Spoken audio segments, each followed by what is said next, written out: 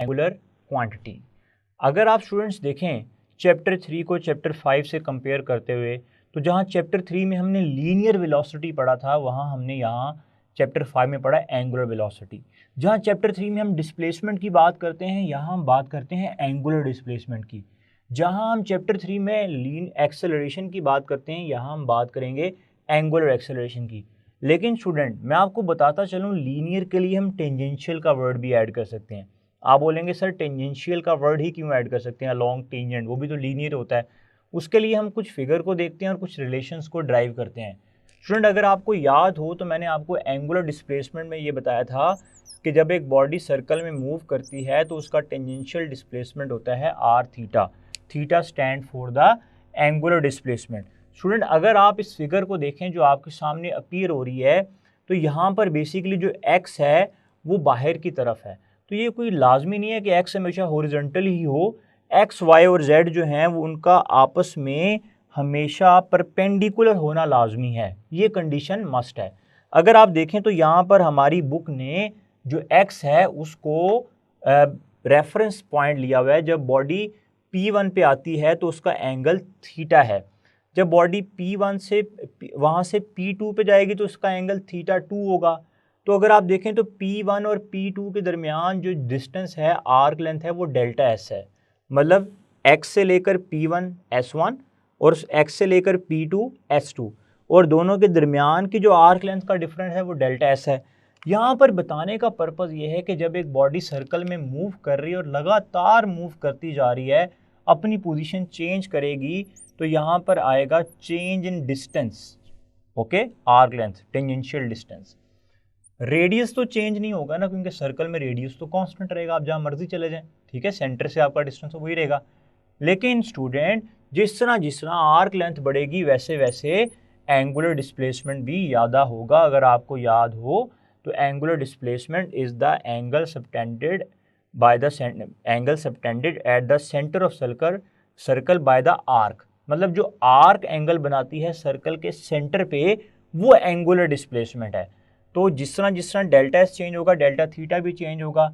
अगर मैं ये बोलूँ कि ये एक बहुत छोटे इंटरवल ऑफ टाइम के लिए हुआ है, और अगर मैं दोनों को टाइम से डिवाइड कर कर टाइम लिमिट लगा दूं टाइम के ऊपर, तो यहाँ पर आ जाएगा delta S by delta T, क्योंकि बॉडी P से P1 पॉइंट पर एंड देन P1 से P2 फॉरन चलेगी for a very short interval of time. तो इसलिए मैंने टाइम की लिमिट अप्लाई की। आर तो लिमिट से बाला तर है, क्यों भला? क्योंकि आर तो हमेशा सेम रहेगा। तो यहाँ पे आएगा R limit delta T approaches to zero delta theta over delta T, ठीक है। तो स्टूडेंट यहाँ पे rate of change of displacement किसके इक्वल होगा? वेलोसिटी के। यहाँ पे आर आ जाएगा, rate of change of angular displacement is equal to omega. ये दोनों इंस्टेंटेनियस होंगे। अगर आप लिमिट ना अप्लाई करते तो फिर भी हमारे पास relation v is equal to R omega आता। तो स्टूडेंट ये जो हमने भी रिलेशन पढ़ा, ये हमारे पास v is the linear velocity and omega is the angular velocity. Student याद रखिएगा, this v is also called tangential velocity. इस v को मैं टेंजेंशियल वेलोसिटी भी कहूँगा, और इसको मैं लिखूंगा v is equal to R omega. This omega is called angular, ये एंगुलर वेलोसिटी है, angular velocity. Whereas this r is the radius and this vt is called linear velocity और tangential velocity. तो student जिस तरह हम लोगों ने इस चैप्टर के स्टार्ट में लीनियर और एंगुलर डिस्प्लेसमेंट में रिलेशन पढ़ा था, इसी तरह हमने लीनियर और एंगुलर वेलोसिटी के दरमियान भी रिलेशन फाइंड कर लिया। जब मैं इसको एंगुलर फॉर्म में लिखूंगा तो हम इसको लिखेंगे v is equal to omega cross R. तो आप मेरे से पूछेंगे सर ऐसा क्यों, आपने इसको r क्रॉस ओमेगा क्यों नहीं लिखा, आपने इसको ओमेगा क्रॉस r क्यों लिखा? तो स्टूडेंट देखें, अगर मैं राइट हैंड रूल लगाते हुए ओमेगा से r की तरफ जाऊंगा तभी मुझे r की राइट डायरेक्शन मिलेगी। अगर आप इस फिगर को देखें तो आपको इस फिगर में कई एरो नज़र आ रहे हैं। बेसिकली टेंजेंशियल वेलोसिटी को ये टेंजेंशियल क्यों कहते हैं? क्योंकि it is always along tangent. अगर आप सर्कल के किसी भी एक पॉइंट पर टेंजेंट ड्रॉ करें, टेंजेंट क्या एक ऐसी लाइन जो उसके एक हिस्से को टच करती हुई गुजरे, तो यहाँ पर मैंने बहुत सारे टेंजेंट ड्रॉ किए हुए हैं। तो स्टूडेंट अगर आप देखें इस फिगर के अकॉर्डिंग बॉडी क्लॉकवाइज मूव कर रही है। अगर आप एक वक्त के लिए अपनी फिंगर को क्लॉकवाइज या एंटी क्लॉकवाइज घुमाएं तो आपका थंब बाहर की तरफ या अंदर की तरफ होगा अलोंग जेड एक्सिस। मतलब जो ओमेगा है एंगुलर वेलोसिटी वो अलोंग एक्सिस ऑफ रोटेशन है। और अगर आप एक्सिस ऑफ रोटेशन देखें तो आपका थंब एक्सिस ऑफ रोटेशन को बताएगा और एंगुलर स्पीड बताएगा। तो जो ओमेगा है वो अलोंग एक्सिस ऑफ रोटेशन है और वो किसके अलोंग है, जेड एक्सिस। लेकिन अगर आप इस फिगर को देखें तो ये figure basically X Y plane में है, या तो टेंजेंशियल वेलोसिटी अलोंग एक्स होगा या अलोंग वाई होगा। मैं आपकी अंडरस्टैंडिंग के लिए यहाँ पर ये वाली फिगर ड्रॉ भी कर देता हूँ। ये देखें, अगर एक बॉडी सर्कल में मूव करती हुई यहाँ से गुजर रही है और जब बॉडी यहाँ पर आएगी, जब मैं टेंजेंट ड्रॉ करूँगा, so this is the tangent जो कि टेंजेंशियल वेलोसिटी को शो कर रहा है। और अगर मैं अपनी फिंगर को यूं कर्ल करूंगा तो मेरा थंब इनटू पेपर होगा। अगर मेरा थंब इनटू पेपर होगा तो मतलब ओमेगा इनटू पेपर है और v अलोंग y एक्सिस है, तो एक अंदर की तरफ z एक्सिस और ये y एक्सिस। तो इसका मतलब ये है कि v और ओमेगा दोनों एक दूसरे के परपेंडिकुलर होंगे। और साथ ही साथ मैं आपको ये बताता चलूं कि अभी मैंने जब बनाया तो ओमेगा किस तरफ था, अंदर की तरफ, ठीक है, ओमेगा इज इनटू पेपर। और ये वाला सर्कल का क्या है, this is R, okay. Omega इस तरफ था और ये क्या था, आर। जब मैं ओमेगा से आर की तरफ अपनी फिंगर्स को कर्ल करूंगा तो मेरा थंब नीचे को आएगा वी की डायरेक्शन में by right hand rule. When I curl my finger from omega to R, ये ओमेगा था और ये आर है, तो मेरा थंब नीचे को आ रहा है वी की डायरेक्शन में। लेकिन अगर मैं आर से ओमेगा जाता तो मेरा थंब ऊपर को आता, तो फिर तो मुझे वी की राइट डायरेक्शन नहीं मिलती।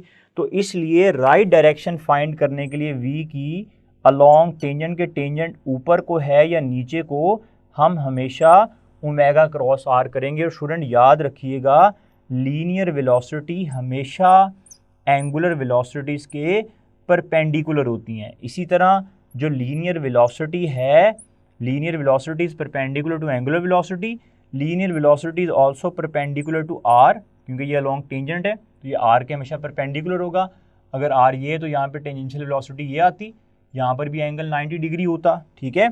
और student v is also perpendicular to plane containing omega and R, और v is parallel to omega cross R, क्योंकि ओमेगा क्रॉस आर की डायरेक्शन ही v की डायरेक्शन होगी स्टूडेंट। तो ये बड़ा इंपॉर्टेंट पॉइंट है जिसमें मैं आपको ये बता रहा हूँ कि लीनियर और एंगुलर क्वांटिटीज़ के दरमियान रिलेशन क्या है, और फिगर के साथ आपको ये समझाने की कोशिश भी कर रहा हूँ कि हमेशा जब बॉडी सर्कल में घूम रही होती है तो एंगुलर स्पीड के साथ साथ उसकी लीनियर स्पीड भी होती है, जिसमें relation v is equal to R omega. अब आप बोलेंगे सर अगर लीनियर डिस्प्लेसमेंट का एंगुलर डिस्प्लेसमेंट से ताल्लुक है, लीनियर वेलोसिटी का एंगुलर वेलोसिटी से ताल्लुक है, तो फिर लीनियर एक्सेलरेशन का एंगुलर एक्सेलरेशन के साथ भी ताल्लुक होगा। तो स्टूडेंट बिल्कुल ऐसा ही है, जब बॉडी अपनी पोजीशन चेंज करेगी तो वेलोसिटी का चेंज एंगुलर वेलोसिटी में चेंज लेके आएगा। जिस तरह डिस्प्लेसमेंट का चेंज, आर्क लेंथ का चेंज एंगुलर डिस्प्लेसमेंट में चेंज लेके आया था, वैसे ही वेलोसिटी का चेंज एंगुलर वेलोसिटी में चेंज लेके आएगा। लेकिन स्टूडेंट ये लाजमी नहीं है, मैं अभी आपको आगे जाके बताता हूँ। अगर मैं इसके ऊपर भी टाइम की लिमिट अप्लाई करके इसको डेल्टा टी से डिवाइड कर दूं, तो क्योंकि हम एक छोटे जो हम यहाँ से पॉइंट ले रहे हैं P से P1 इस फिगर के अकॉर्डिंग, P1 से P2 एक बड़ा शॉर्ट इंटरवल ऑफ टाइम है, तो इसके अकॉर्डिंग हमारे पास आ जाएगा R। मैं आपको बार बार एक बात समझा रहा हूँ कि हम टाइम के ऊपर लिमिट क्यों नहीं अप्लाई कर रहे, R के ऊपर लिमिट क्यों नहीं अप्लाई कर रहे, क्योंकि आप जिस तरह मर्जी घूमते रहें R ने सेम रहना है। तो यहाँ पर हमारे पास आ जाएगा delta omega over delta T. तो स्टूडेंट यहाँ पर आपके पास आ जाएगा rate of change of velocity is equal to acceleration R, rate of change of angular velocity is called alpha. So here A is equal to R alpha, यहाँ पे A R alpha के equal आ जाएगा। और यहाँ पर जो ए है वो टेंजेंशियल एक्सेलरेशन है और एल्फा जो है वो एंगुलर एक्सेलरेशन है। तो स्टूडेंट हमारे पास यहाँ पर अगेन वही बात जो मैंने यहाँ पर की थी, tangential acceleration is along tangent और alpha is angular acceleration which is along axis of rotation. जब मैं इसको एंगुलर फॉर्म में, वेक्टर फॉर्म के अंदर लिखूंगा तो स्टूडेंट हमारे पास आएगा A is equal to alpha cross R, वही सेम रीज़न जो मैंने आपको ओमेगा क्रॉस आर में बताई है। लीनियर एक्सेलरेशन भी हमेशा एंगुलर एक्सेलरेशन के परपेंडिकुलर होती है, क्योंकि लीनियर एक्सेलरेशन अलोंग टेंजेंट होगी, अलोंग टेंजेंट, जिस तरह वी अलोंग टेंजेंट है, और एंगुलर एक्सेलरेशन तो अलोंग एक्सिस ऑफ रोटेशन होगी। तो ये दोनों आपस में परपेंडिकुलर होंगे। ए अल्फा के भी परपेंडिकुलर होगा, tangential acceleration is also perpendicular to R, and tangential acceleration is also perpendicular to plane containing alpha and r। देखें स्टूडेंट, अब हम रिलेशन बिटवीन लीनियर और एंगुलर वेलोसिटी से रेलिवेंट कुछ एमसीक्यूज देखते हैं।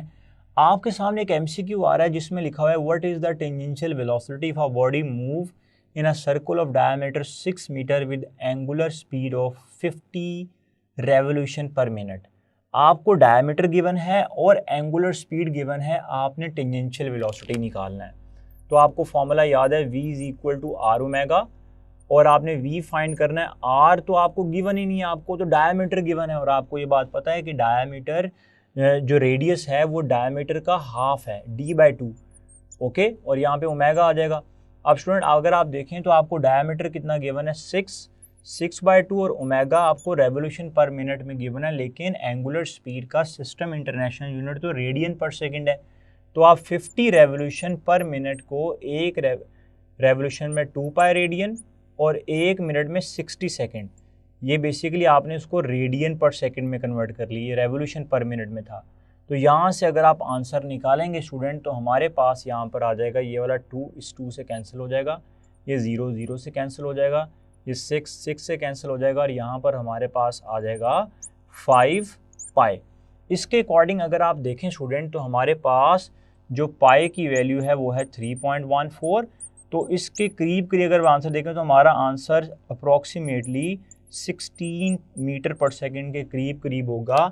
तो हमारे पास जो यहाँ पर राइट ऑप्शन आएगी वो अल्फा होगी। ओके, नेक्स्ट एमसीक्यू की तरफ चलते हैं। A particle is moving along a circular path, let V omega and A C B its linear velocity, angular velocity, angular acceleration, centripetal acceleration.